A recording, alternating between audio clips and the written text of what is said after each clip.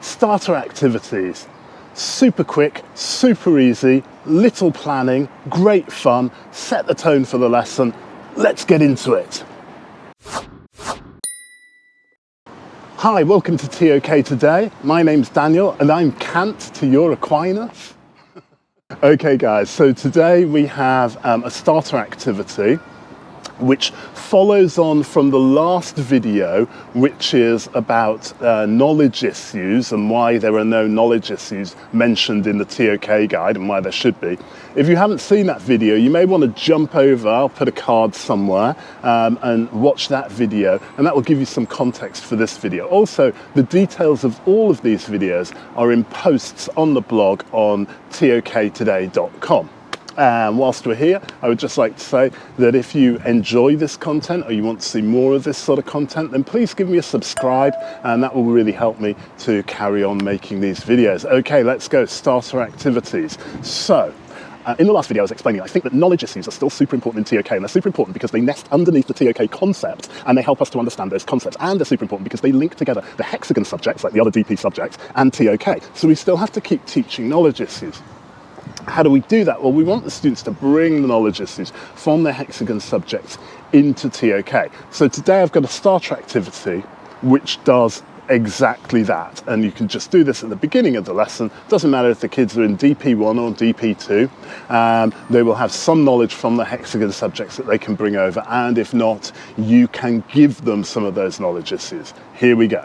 First of all, we have to know what the knowledge issues are in the different hexagon subjects, and undoubtedly you're a hexagon teacher yourself, so you will know the knowledge issues in your subject. Knowledge issues, for example, like in language A, they'll be learning about things like authorial intent and intertextuality. These are issues which affect the type of artistic knowledge which is produced. In individuals and societies, I'm an individuals and societies teacher, they learn about things like sampling errors, or participant bias, or researcher bias, or ecological validity, or intertester reliability. These are knowledge issues which affect the way in which knowledge in individuals and societies is produced. The challenge for the ToK teacher is to place these subject-based knowledge issues underneath the ToK concepts, thus integrating ToK and the hexagon subjects. So I've produced this simple graphic organizer, which you can get on the ToK Today blog. I'll leave the link in the video description. And all it has is it has the 12 ToK concepts down either side of the piece of paper, and it has knowledge issues in the middle. Okay, now I've put some knowledge issues in there, you can put different ones in there, or if your students are really great at DP and at ToK, they can put their own knowledge issues in there.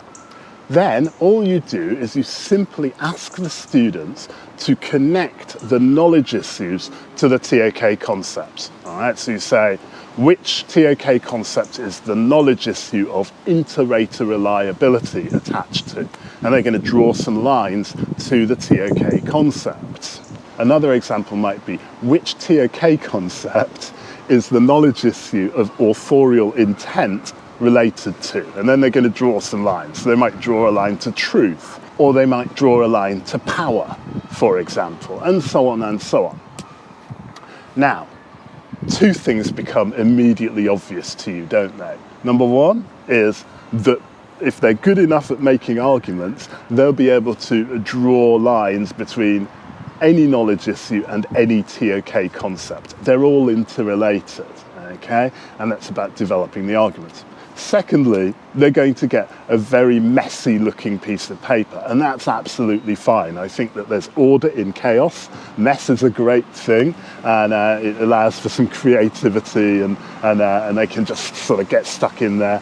No risks, no high stakes, just draw those lines. I include an example of one that I've done myself, all right, drawing the links between the knowledge issues and the ToK concepts.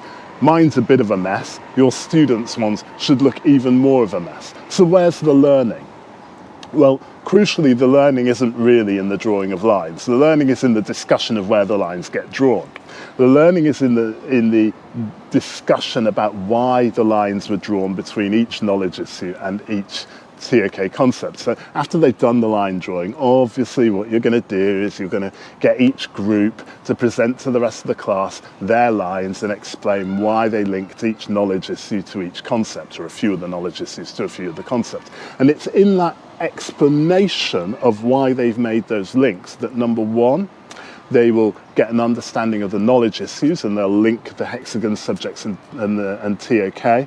Number two, they'll start to learn to make arguments, all right? And there are many arguments that they could make in this one activity. And that skill is crucial for the ToK exhibition and most importantly for the ToK essay. So we're doing skills building and we're doing it in a non-stressy, non-work intensive way, okay? They don't have to pick their way through loads of text and read articles from sort of veritable publications like Nature or National Geographic or BBC Science. It's just a piece of paper with some concepts and some issues on it, and they're just drawing it through. It's quite a low stress, a low workload way of developing a skill directly relevant for ToK. And that's what this channel is all about. It's about, let's not just keep giving articles or TED Talks, articles from journals or TED Talks to students and expecting them to be able to pull ToK out of it, but let's make it less onerous, less difficult, and I'm particularly targeting my resources for the students who find ToK more challenging.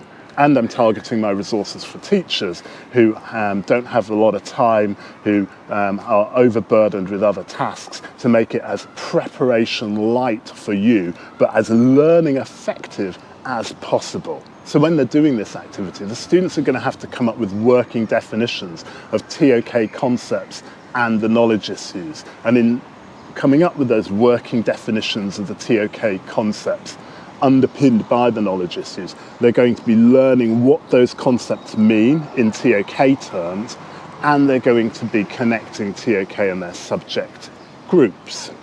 As with so many of these starter activities, I often find I think they're going to take 10 minutes at the beginning of the lesson and they end up taking up the whole lesson.